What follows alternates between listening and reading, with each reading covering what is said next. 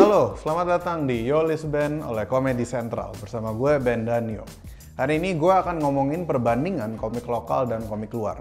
Nah, sebagai seorang penikmat stand up komedi baik dalam negeri maupun luar negeri, gue tuh nggak tahan tapi mesti terus-terusan ngebandingin. Oh, si ini gayanya mirip ini, si ini gayanya mirip itu. Nah, ini gue akan ngasih rekomendasi buat kalian. Kalau lu suka sama stand up comedian lokal ini, kemungkinan besar lu bakal suka sama versi komik luarnya.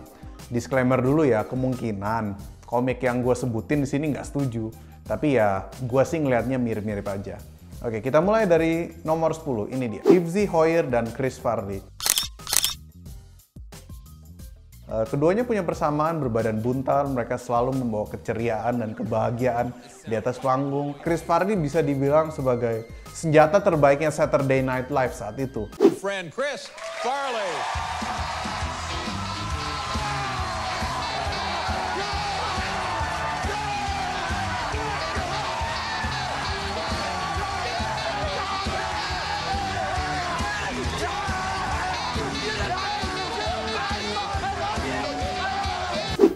Chris Farley di tiap segmen selalu nge-kill, selalu lucu, selalu pecah.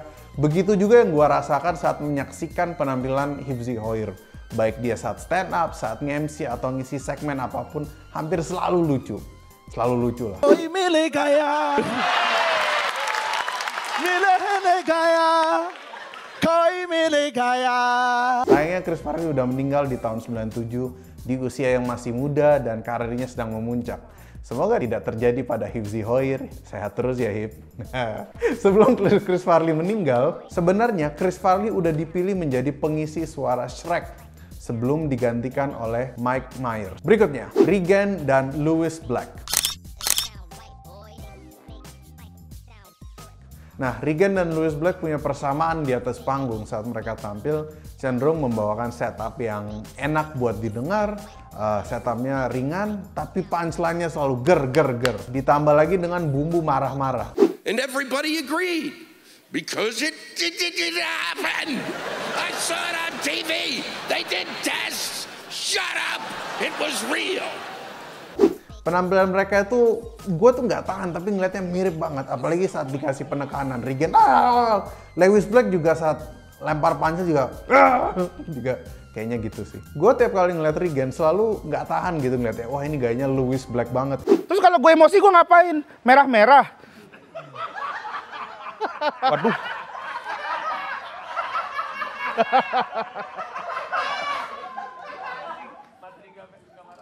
Masa beneran harus marah-marah? Kalau marah-marah gue diambil, gue harus merah-merah. Kenapa? Karena mereka punya persamaan yang luar biasa gitu. Setupnya ringan, relatable buat banyak orang, dan punchline-nya selalu bertumpuk-tumpuk. Ditambah lagi dengan emosi yang selalu gitu. Kalau lu suka sama Regan, gue sangat menganjurkan untuk coba nonton beberapa klipnya Lewis Black.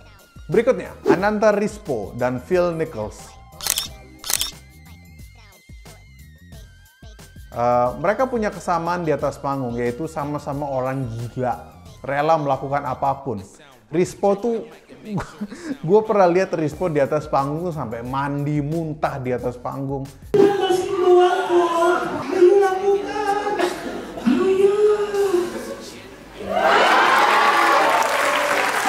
Kamu baru kecewa saya. Aku mati. Terima kasih. Dan selamat datang di Dewa Komedi Indonesia. Phil Nichols siap di atas panggung, dia siap melakukan apapun, joget, nyanyi, setengah telanjang, lari-lari sampai ngejar pengunjung. Sampai ada pengunjung keluar, dia kejar terus sampai keluar panggung. Are you offended by what I'm doing? What are you doing? Where are you going? Yeah, you think just because they're taping this for TV, I can't run over you? Come on! Fuck me, yeah, fuck me, So I didn't want to meet her, but you're back. You're back!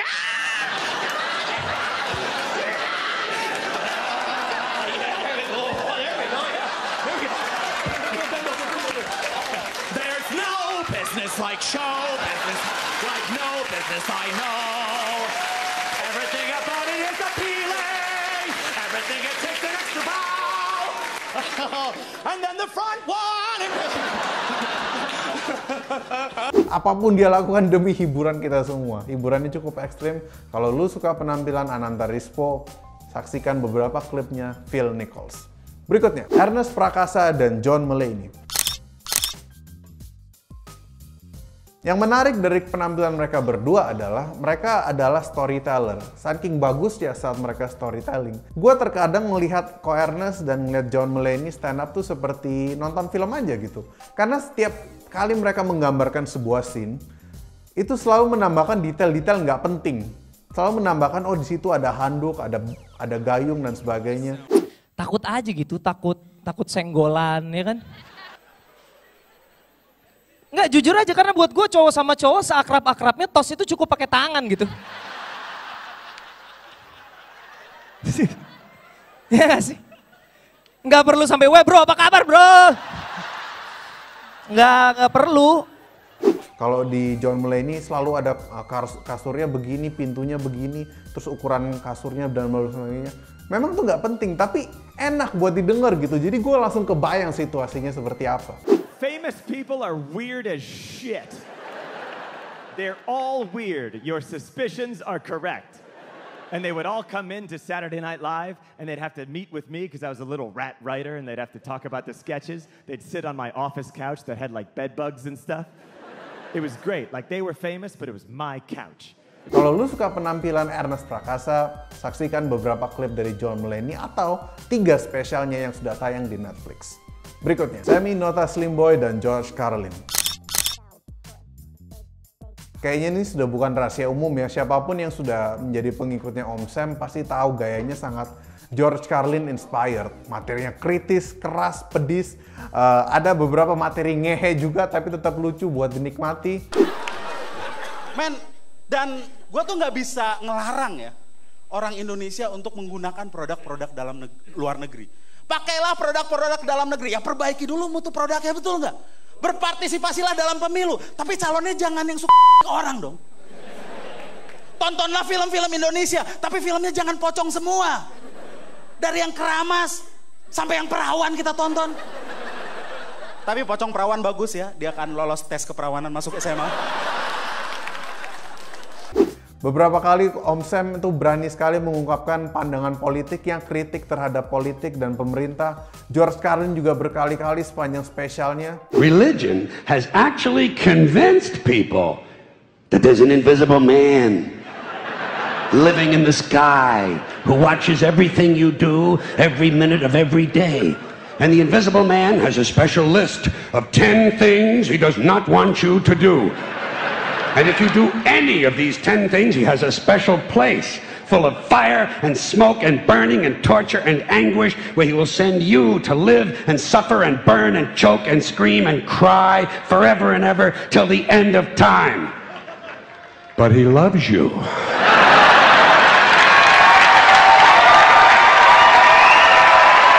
Kalau lu suka penampilan Nota Slim Boy, lu harus menyaksikan George Carlin. Berikutnya, Aci Resti dan Taylor Tomlinson. Nah, ini pasti sesuatu yang nggak terduga buat banyak orang. Aci Resti itu penampilannya sederhana, penampilannya itu simple. Dia selalu membawakan cerita tentang hidupnya, tentang keluarganya, abangnya, ayahnya, pengalamannya saat main film, gimana rasanya tumbuh besar dengan tubuh sekecil ini.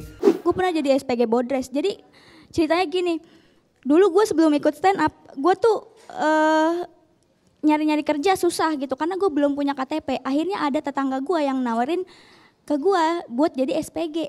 Gue bingung kan, maksudnya SPG tuh harusnya kan tinggi, cantik, itunya gede gitu.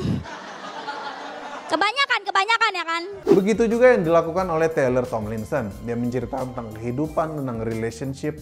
Materinya ringan tapi sangat asik buat ditonton seperti kita ngelihat orang bercerita. I am also doing very well. I'm in love. Thank you. I tricked one. I don't know how. He's like, you're not like other girls. I'm like, not yet. My parents like him, which is crazy because my dad's super overprotective. He's got 4 daughters, so he's just like playing dick goalie. You don't have to laugh. He hates that joke too. His biggest fear was that one of us would become sexually active before we're married, and some of us have been activated. So that's... Kalau lu suka Aci Resti, jangan lupa untuk nonton Taylor Tomlinson. Berikutnya, Gilbas dan John Oliver.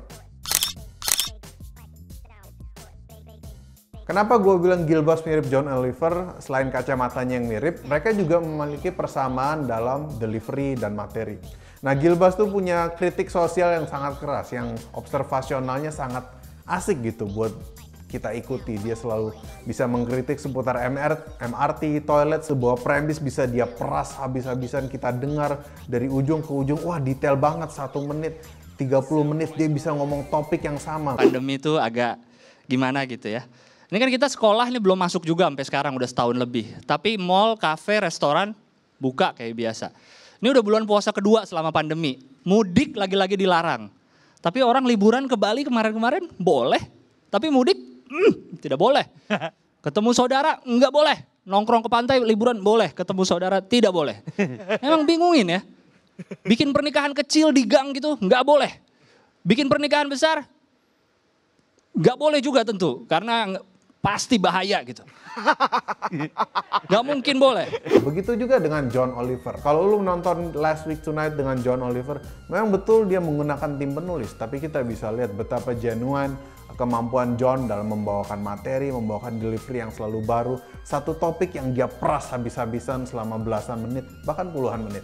Having set America aside at the start, we should bring it back in, because it is arguably more important than ever that America be strategic and tactical about how to deal with China. Sadly, those qualities are not hallmarks of this guy, who couldn't play chess for longer than 29 seconds without screaming, "My horse eats your big lady," and pouring nacho cheese all over the board. Trump is blowing up the traditional alliances that have helped influence Chinese behavior on important issues, and that has been great news for Xi Jinping. Kalau lu suka Gilbas, pastikan lu nonton John Oliver. Berikutnya, Adriano Colby dan Bill Burr.